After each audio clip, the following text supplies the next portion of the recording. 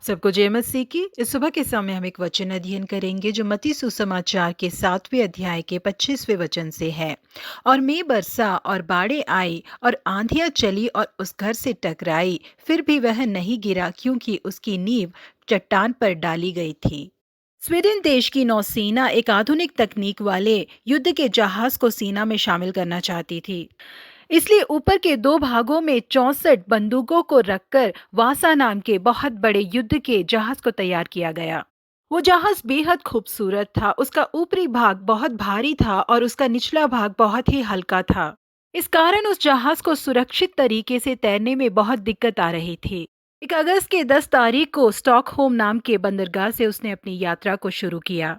उसमें यात्रा करने वाले सैनिक वहां मौजूद राजा को और लोगों को हाथ हिलाकर अलविदा कहने लगे। जहाज के निकलने के थोड़े ही समय में तेज हवा उसे टकराने लगी, जिसके कारण जहाज एक तरफ झुकने लगा। उसके बाद उसने किसी तरह से अपने आप को संभाल लिया और पानी पर रुका रहा। दोबारा जहाज से तेज की हवा टकराने लगी और जहाज अपना नियंत्रण खोने लगा और धीरे धीरे वो जहाज डूबने लगा। उसमें जो 50 लोग यात्रा कर रहे थे, उनका जीवन वहीं पर समाप्त हो गया। 1950 में इस जहाज का पता लगाया गया और इसे 1961 में स्टॉकहोम में लाकर रख दिया गया।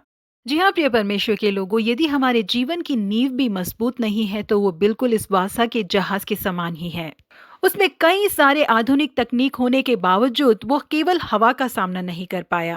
इसी तरह से यदि हम नींव की मजबूती पर ध्यान नहीं देंगे और ज्यादा बोझ उठाते ही जाएंगे तो हम मजबूती से खड़े रह पाने की क्षमता को खो बैठेंगे। हमारी नींव हमारे चट्टान यीशु मसीह के ऊपर बहुत ही मजबूती से डाली हुई होनी चाहिए। जैसे यीशु मसीह ने कहा है, यदि हम उसके अनुसार चलते हैं तो हमारी नींव हमेशा मजबूत रहेगी।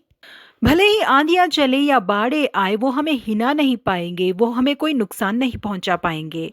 कई लोग सोचते हैं कि मैं किसी भी तरीके से बहुत सा पैसा कमा लूं, लेकिन पैसा कमाना वचन के अनुसार होना चाहिए।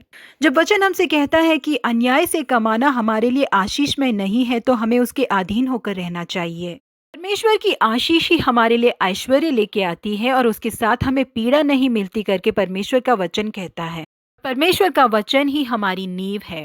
आगार नामक व्यक्ति ने परमेश्वर की बातों को नहीं सुना। वो यरीहो से सोने चांदी और बेबीलोनी ओढ़ने को ले आया, लेकिन उसने परमेश्वर की बातों को सुने बिना उसे कमाया, इसलिए वो उसका आनंद नहीं ले पाया, वो मर गया। जी हाँ, प्रिय परमेश्वर के लोगों, हमारे जीवन का हर एक हिस्सा परमेश्वर यीशु मसीह के अंदर एक मजबूत नींव की तरह होना चाहिए। इस तरह वचन के अधीन होकर यीशु मसीह के ऊपर हम अपनी नींव को डालेंगे तो हमारा घर मजबूत बनेगा। आशीष में रहेंगे और अधिक बढ़ते ही जाएंगे। इसलिए वचन अनुसार जिए, आशीष प्राप्त करें। प्रभु आप सबों को आशीषित करे। Have a blessed day.